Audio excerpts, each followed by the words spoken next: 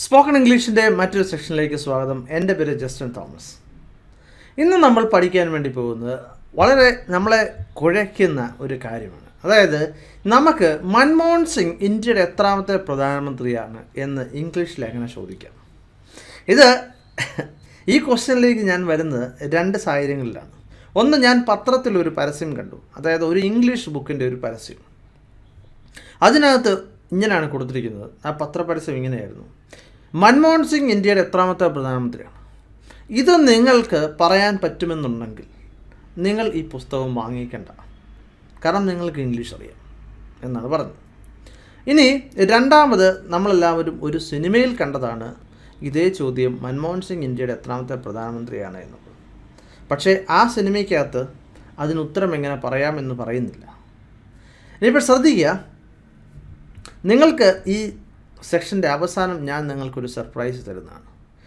അതുകൊണ്ട് നിങ്ങൾ അവസാനം വരെയും കാണുക, എങ്കിൽ മാത്രമേ ഈ ചാപ്റ്റർ പൂർത്തിയാകൂ. നിങ്ങൾ പകുതി വരെയും കണ്ടിട്ട് ദയവ് ചെയ്ത് കമൻ്റ് എഴുതാതിരിക്കുക. മൊത്തം നിങ്ങൾ കാണുക അതിനുശേഷം. നമുക്ക് ശ്രദ്ധിക്കാം, ഈ ചോദ്യം അതിനകത്ത് ആ സിനിമയ്ക്കകത്ത് ഇങ്ങനെയാണ് പറഞ്ഞത്: how many to prime minister is Manmohan Singh എന്നാണ്. അതൊരു പൊട്ടത്തെറ്റാണ്, കാരണം അങ്ങനെയൊന്നും ഇല്ല. ഞാൻ ഈ ചോദ്യം പല ആൾക്കാരോട്, അതായത് ഇംഗ്ലണ്ടിൽ ജനിച്ചു വളർന്ന സായിപ്പന്മാരോട് പലരോടും ഞാൻ ഈ ക്വസ്റ്റ്യൻ ചോദിച്ചു. പലരും എനിക്ക് പല ഉത്തരങ്ങളാണ് തന്നത്. അവർ തന്ന ഉത്തരങ്ങൾ എന്തൊക്കെയാണ്, അതിനകത്ത് ഏറ്റവും അപ്രോപ്രിയേറ്റ് ആയിട്ടുള്ള ഏതാണ്, ഏറ്റവും കൃത്യമായിട്ടുള്ള ഏതാണ് എന്നുള്ളത് നമുക്ക് ശ്രദ്ധിക്കാം. ആദ്യമായിട്ട് ഒരു സായിപ്പ് എന്നോട് പറഞ്ഞത്, what number is Manmohan Singh among the prime ministers of India എന്നാണ് പറഞ്ഞത്.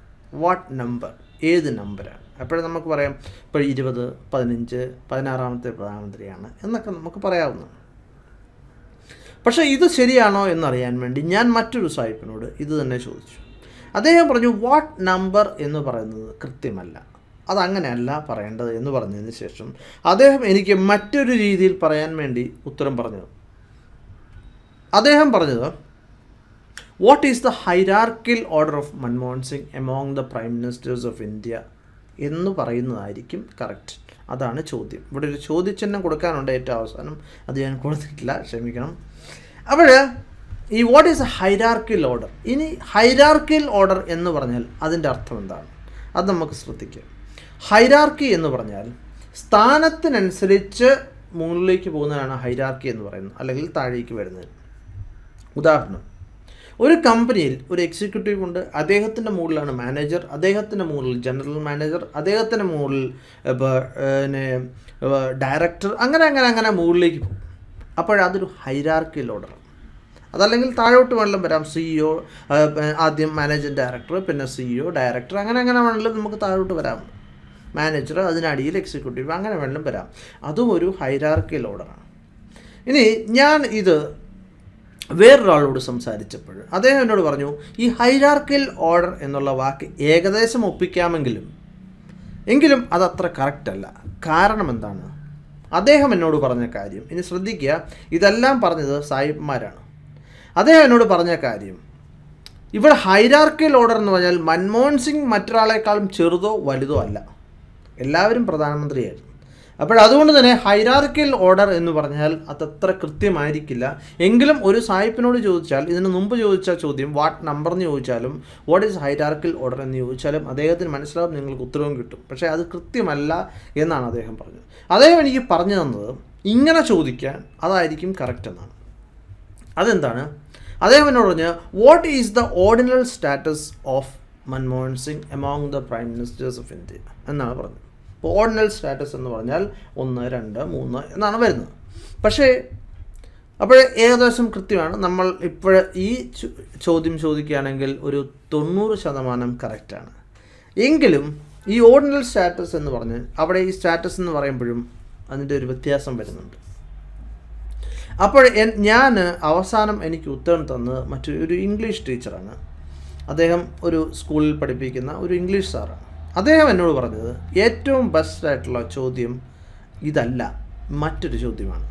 അദ്ദേഹം എന്നോട് പറഞ്ഞ, what is the ordinal position of Manmohan Singh among the prime ministers of India എന്ന് ചോദിക്കുന്നതായിരിക്കും ബെറ്റർ, അതാണ് കറക്റ്റ് എന്നാണ് ഒരു ഇംഗ്ലീഷ് ടീച്ചർ, അതായത് വിദേശത്ത് ജനിച്ചു വളർന്ന, അതായത് ഇംഗ്ലണ്ടുകാരനായിട്ടുള്ള ഇംഗ്ലീഷ് ടീച്ചർ പറഞ്ഞ കാര്യമാണ്. അദ്ദേഹം എന്നോട് പറഞ്ഞത് ഏറ്റവും അപ്രോപ്രിയേറ്റ് ആയിട്ടുള്ളത് what is the ordinal position of Manmohan Singh among the prime ministers of India എന്നുള്ളതാണ് കൃത്യമായിട്ടുള്ള ചോദ്യമെന്നാണ് അദ്ദേഹം പറഞ്ഞത്. ഇനി നമുക്ക് ശ്രദ്ധിക്കാം, മറ്റുദാഹരണം ശ്രദ്ധിക്കാം. പക്ഷേ വാട്ട് നമ്പർ എന്ന് ചോദിച്ചാലും കൃത്യമാണ്, അതിനും നിങ്ങൾക്ക് ഉത്തരം കിട്ടും. ഇപ്പോൾ എത്ര ശതമാനം കൃത്യമാണെന്ന് ചോദിച്ചാൽ, വാട്ട് നമ്പർ എന്ന് ചോദിച്ചാൽ ഏകദേശം ഒരു 80% ശരിയാണ്. What is the ordinal status എന്ന് വെച്ചാൽ ഒരു 80% ശരിയാണ്. അല്ലെങ്കിൽ what is the hierarchical order എന്ന് ചോദിച്ചാലും ഏകദേശം ശരിയാണ്. പക്ഷേ മോസ്റ്റ് അപ്രോപ്രിയേറ്റ്, ഏറ്റവും കൃത്യമായിട്ടുള്ള what is the ordinal position of Manmohan Singh among the prime ministers of India. ഇനി മറ്റൊരു ഉദാഹരണം നോക്കാം. ഇപ്പോൾ നമുക്ക് ഒബാമയുടെ എത്രാമത്തെ പ്രസിഡൻ്റ് ആയിരുന്നു അമേരിക്ക എന്ന് ചോദിക്കുകയാണെങ്കിൽ what is the ordinal position of Obama among the presidents of United States എന്ന് പറഞ്ഞാൽ യുണൈറ്റഡ് സ്റ്റേറ്റ്സിലെ പ്രസിഡന്റ് ഏതാണ് ഒബാമയുടെ പൊസിഷൻ. അപ്പോൾ 45ാമത്തെ പ്രസിഡന്റ്, 46ാമത്തെ പ്രസിഡന്റ്, എത്രയാണെന്ന് വെച്ചാൽ നമ്പർ നിങ്ങൾക്കറിയാമായിരിക്കും. അപ്പോൾ അങ്ങനെ നമുക്ക് പറയാവുന്നതാണ്. ഇനി ഞാൻ നിങ്ങളോട് പറഞ്ഞ സർപ്രൈസ്, അതായത് അവസാനം ഞാൻ നിങ്ങളോട് പറയാമെന്ന് പറഞ്ഞു സർപ്രൈസ് എന്താണ്. ഇംഗ്ലീഷിൽ ഈ ചോദ്യം പൊതുവെ ചോദിക്കാറില്ല. അപ്പോൾ നിങ്ങൾക്ക് ചിലപ്പോൾ ഞെട്ടലുണ്ടാകുന്നൊരു കാര്യമായിരിക്കും. കാരണം എന്താണ്, ഇംഗ്ലീഷുകാർ ഇങ്ങനൊരു ചോദ്യം ചോദിക്കാറില്ല. ഇനി ഞാൻ ചോദിച്ച സായിപ്പന്മാർ, അതായത് ഇംഗ്ലീഷുകാരോട് ഞാൻ ചോദിച്ചവരെല്ലാം പെട്ടെന്ന് ആരും എനിക്ക് ഉത്തരം തന്നില്ല. അവരെല്ലാം ഏകദേശം 5 മിനിറ്റ് എടുത്ത് കുറേ നേരം ആലോചിച്ചതിന് ശേഷമാണ് എനിക്ക് ഉത്തരം തന്നത്. അതായത് യഥാർത്ഥ ഇംഗ്ലീഷുകാർ.